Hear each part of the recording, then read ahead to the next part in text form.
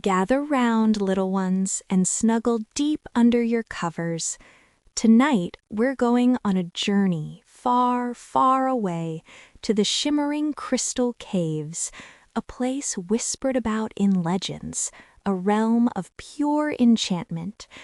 Our story tonight centers on the heart of those caves, a community of creatures known as the Glo-Worms and their very best friend, Barnaby Bear. But before we delve into their tale, let's paint a picture of the world they inhabit. Imagine a valley nestled between mountains that touch the very sky, a place untouched by time where the sun filters through ancient trees, dappling the forest floor in emerald light. At the valley's heart lies the Crystal Caves, a geological marvel formed over millennia, where subterranean rivers have carved pathways through veins of quartz, amethyst, and countless other precious minerals. Barnaby wasn't just any bear, oh no. He wasn't the grumpy sort you might find rummaging through bins. Barnaby had a coat the color of warm honey, spun gold in sunlight, and a heart as big as the biggest honey pot you could ever imagine. He loved the Glo-Worms more than anything, and they loved him right back. Their bond was something special, a testament to the power of friendship in a world that could sometimes seem cold and lonely. The Glo-Worms, you see, weren't just ordinary worms. They weren't the garden variety that wriggled through the soil. They had a special magic inside them, a gentle, glowing light that lit up the crystal caves with 1,000 twinkling stars. Each Glo-Worm possessed a unique hue, some radiating a soft blue, others a vibrant green, and still others a warm amber, creating a breathtaking symphony of light and color. The crystal caves were a sight to behold.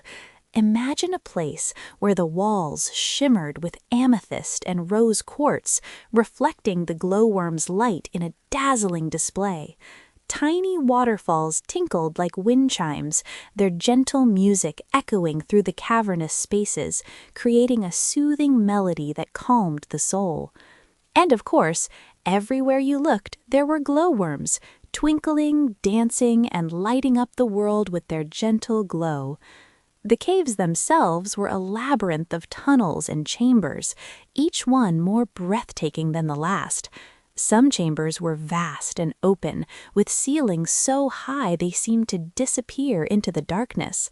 Others were small and intimate, perfect for quiet contemplation. The air always smelled of sweet berries and honeydew, a testament to the abundance of nature that thrived within the caves. One day, Barnaby Bear woke up to find the crystal caves dimmer, very, very dim. A shadow seemed to have fallen over the once vibrant landscape. He rubbed his sleepy eyes and looked around, blinking in confusion. The Glo-Worms were still there, but their lights weren't as bright as usual. They were flickering and fading, like tiny candles in a gentle breeze, struggling to maintain their brilliance. "Oh dear," Barnaby said, his voice full of worry. The sound echoed softly through the diminished light. "What's wrong, little Glo-Worms?" He lumbered closer, his big heart aching at the sight of their fading glow.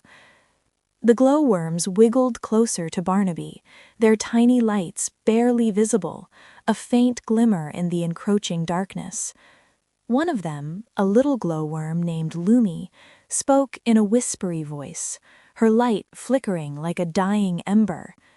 "The moonstone is gone, Barnaby," she said. "The moonstone gives us our light, and now it's disappeared." Her voice trembled with a mixture of fear and sadness. The moonstone? It wasn't just any rock. It was the heart of the crystal caves, the source of their magic and light. It was a huge, glowing crystal that hung from the ceiling of the crystal caves, suspended by ancient vines that had grown strong over centuries. It bathed the whole place in a soft, silvery light and gave the Glo-Worms their magical glow. Without it, they were fading, and the crystal caves were losing their magic, slowly being consumed by darkness. The loss of the moonstone threatened more than just the light. It jeopardized the very ecosystem of the crystal caves. The unique plants that thrived on its energy would wither, and the delicate balance of nature would be disrupted. The glowworm's fading light would also attract creatures from the outside, creatures not so friendly, creatures that thrived in darkness. Barnaby knew he had to do something.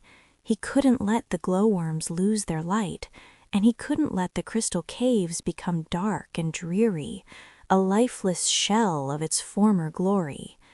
He stood up tall, puffed out his chest, and said, "Don't worry, Lumi. I'll find the moonstone, I promise." His voice, though gentle, was filled with determination, a resolve that resonated through the caves. Lumi and the other glowworms looked at Barnaby with hope in their tiny eyes. They knew Barnaby was brave and kind, and they trusted him to find the moonstone. He was their protector, their friend, and their only hope. They had seen him face challenges before, always emerging victorious, his heart filled with unwavering courage. So Barnaby set off on his adventure. He said goodbye to the glowworms and promised to return with the moonstone as soon as he could, his voice echoing with reassurance. He walked through the crystal caves, his paws padding softly on the crystal floor. The caves seemed different now, darker and quieter without the moonstone's light, filled with an eerie silence that sent shivers down his spine.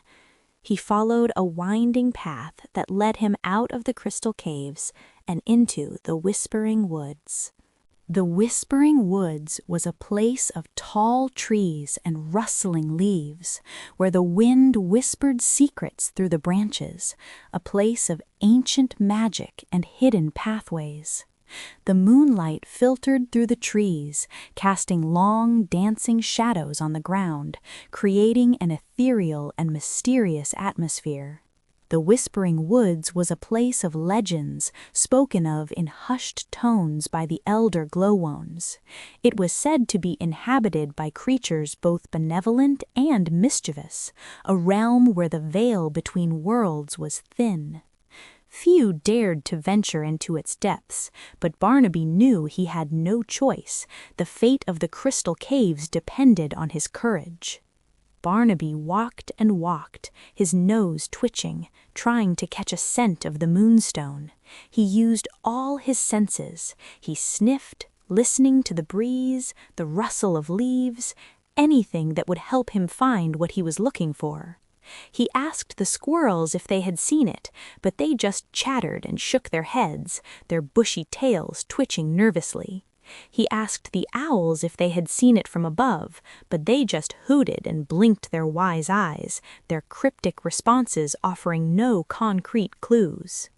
He even consulted the grumpy badger, known for his knowledge of the woods, but the badger just grumbled about the disturbance and disappeared into his burrow. The Whispering Woods seemed determined to keep its secrets hidden. Barnaby was starting to feel a little discouraged, but he didn't give up. He knew the glowworms were counting on him, and he wouldn't let them down. He kept walking, his eyes scanning the ground, his ears listening for any clue, his heart fueled by the unwavering hope that he would find the moonstone and restore light to his friends. He remembered the glowworms' faces, their small lights dwindling, their hope fading. That memory pushed him forward, giving him the strength to continue his search, to overcome any obstacle that stood in his way.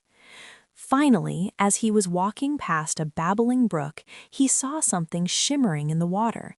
It was a tiny piece of crystal, glowing with a faint silvery light. Barnaby picked it up and examined it closely. It looked like a piece of the moonstone. A wave of hope washed over him. "This is it!" Barnaby exclaimed, his heart filled with hope. "This must be a clue." He clutched the shard tightly, a tangible link to the missing moonstone, a beacon of hope in the darkening woods. He followed the brook upstream, hoping it would lead him to the rest of the moonstone.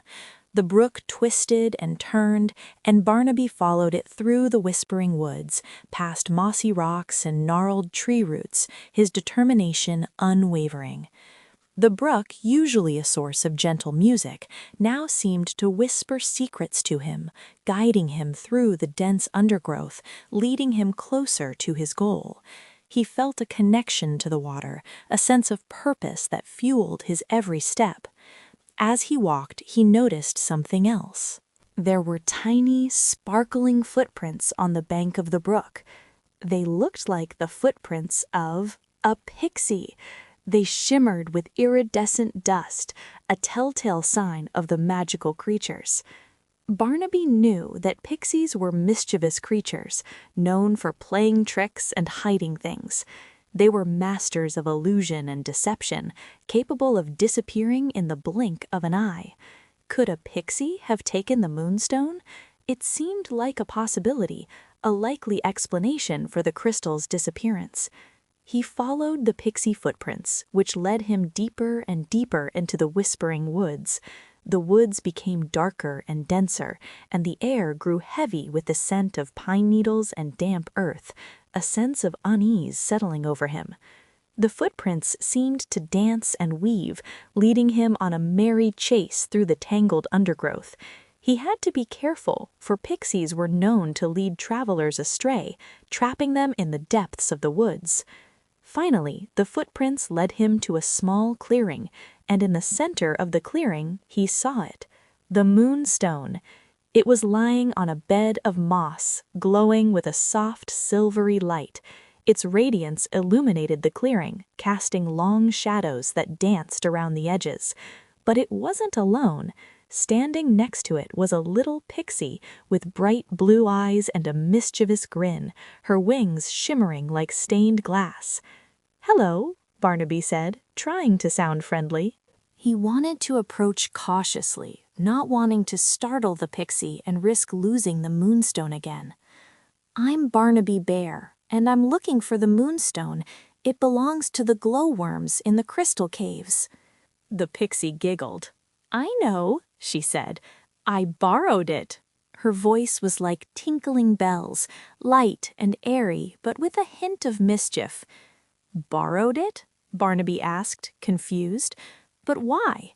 He couldn't understand why anyone would take something so important, something that belonged to someone else. "Because it's so pretty," the pixie said. "I wanted to use it to light up my house." She gestured to a tiny mushroom dwelling nestled amongst the roots of a nearby tree, its entrance barely visible in the dim light. Barnaby sighed. He knew pixies could be selfish sometimes, driven by their whims and desires. "But the glowworms need it," he explained. "Without it, they'll lose their light, and the crystal caves will become dark." He pleaded with her, hoping to appeal to her sense of empathy. The pixie looked at the moonstone, then at Barnaby, then back at the moonstone. She seemed to be thinking hard, weighing her own desires against the needs of the glowworms. Finally, she said, "Okay, you can have it back, but only if you promise to visit me sometimes and tell me stories." She struck a bargain, a condition for returning the moonstone, a testament to her love of tales and adventures. "I promise," Barnaby said, relieved. "I'll visit you every week and tell you all the stories you want." He readily agreed, knowing that the happiness of the glowworms was worth more than any sacrifice. The pixie smiled and handed Barnaby the moonstone. It was heavier than he expected, but he managed to carry it carefully. He felt a surge of relief and gratitude, knowing that he was one step closer to saving his friends. "Thank you," Barnaby said. "You're a very kind pixie." He wanted to acknowledge her willingness to return the moonstone, to show her that he appreciated her sacrifice. "I know," the pixie said, winking. Now go on, the glowworms are waiting. She urged him on his way, eager to see the moonstone returned to its rightful place. Barnaby said goodbye to the pixie and started back towards the crystal caves, carrying the moonstone with him. The moonstone's light lit up the path in front of him, making it easier to see, guiding him through the darkness of the whispering woods. He walked and walked, his heart filled with joy. He couldn't wait to return the moonstone to the glowworms and see their lights shine brightly again, filling the crystal caves with warmth and magic.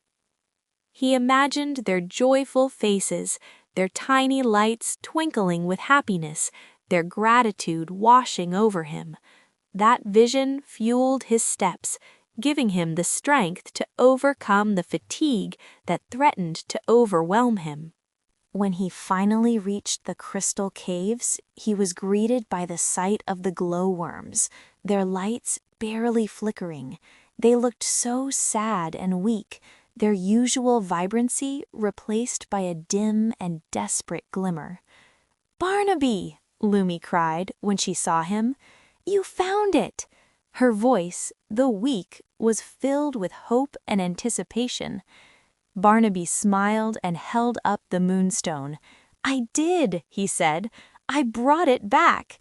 His voice resonated with triumph and relief, echoing through the darkened caves. He carefully placed the moonstone back in its place, hanging from the ceiling of the crystal caves. As soon as it was in position, the caves were filled with a soft, silvery light. The glowworms' lights began to shine brighter and brighter until they were twinkling and dancing like 1,000 stars again. The glowworms cheered and wiggled with joy. They were so happy to have their light back, their tiny bodies vibrating with excitement. "Thank you, Barnaby," said Lumi, her voice full of gratitude. "You saved us." Her light shone brighter than ever before, a testament to her joy and relief. "You're welcome, Lumi," said Barnaby, feeling warm and happy inside. "I'm just glad I could help." He felt a profound sense of fulfillment, knowing that he had made a difference in the lives of his friends. The glowworms gathered around Barnaby, their lights shining on his warm, honey-colored fur. They sang him a song of thanks, a sweet, gentle melody that echoed through the crystal caves, a harmonious expression of their gratitude. Barnaby stayed with the glowworms for a while, enjoying the warmth and light of the crystal caves. He told them about his adventure in the whispering woods, and they listened with wide, fascinated eyes. He recounted his encounters with the squirrels, the owls, the badger, and of course the mischievous pixie, painting a vivid picture of his journey through the enchanted forest. As the night wore on, Barnaby began to feel sleepy. He yawned and rubbed his eyes. "I think it's time for bed," he said. The glowworms nodded in agreement. They were feeling sleepy too. Barnaby found a cozy spot in the crystal caves near a warm waterfall. He curled up in a ball and closed his eyes. The soft moonlight and the gentle sound of the waterfall lulled him to sleep. The glowworms dimmed their lights slightly, creating a peaceful and relaxing atmosphere. They wiggled closer to Barnaby, keeping him warm and safe. As Barnaby drifted off to sleep, he thought about his adventure. He was proud of himself for being brave and helping the glowworms. He knew that friendship and kindness were the most important things in the world. He dreamed of shimmering crystals, dancing glowworms, and mischievous pixies. He dreamed of a world filled with light and magic. And as he slept, the glowworms kept watch over him, their gentle lights shining brightly. protecting him from any harm. The crystal caves were filled with peace and tranquility, a perfect place for sweet dreams. Far away in the whispering woods, the pixie smiled, remembering her promise from Barnaby to visit her. She looked up at the moon, knowing her new friend was now safe and sound. She anticipated their future meetings, eager to hear the tales he would tell. So close your eyes, little ones, and think of Barnaby Bear, the glowworms, and the shimmering crystal caves. Think of the moonstone, the whispering woods, and the kind pixie. Let the magic of the story fill your dreams. Remember that even the smallest of creatures can possess great light, and that friendship can overcome any darkness. Good night.